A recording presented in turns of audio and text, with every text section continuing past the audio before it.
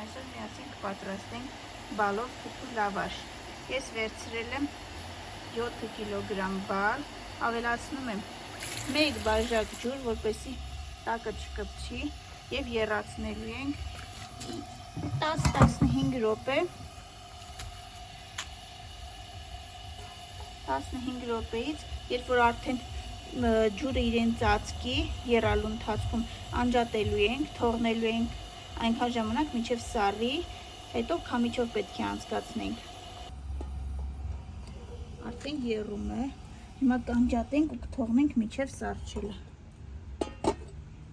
Եփված բալերը արդեն սառել են, մենք կանցկացնենք մաղով։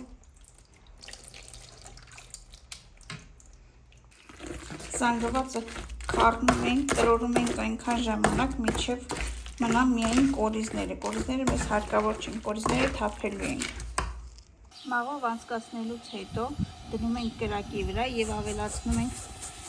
1 կիլոգրամ շաքարավազ։ Կարող եք ընդհանրապես չավելացնել, բայց շատ թթու է լինում։ Շաքարավազը մի փոքր կոտրում է թթվային միջինը։ Խառնենք չկպնի տակը։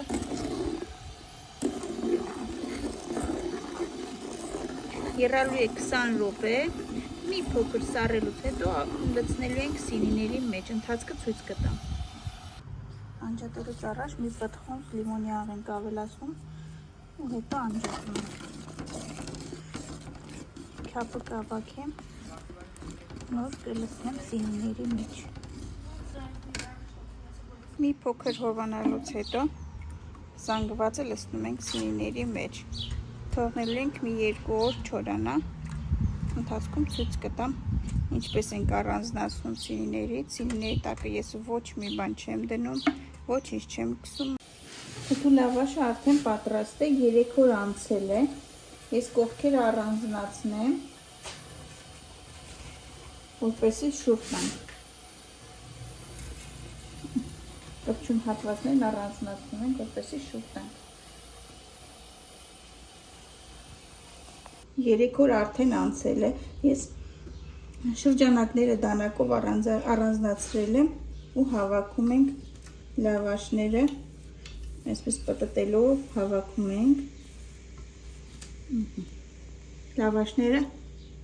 պատրաստ են։ Հիմա կկտրեմ, կտեսնեք ինչքան գեղեցիկ է։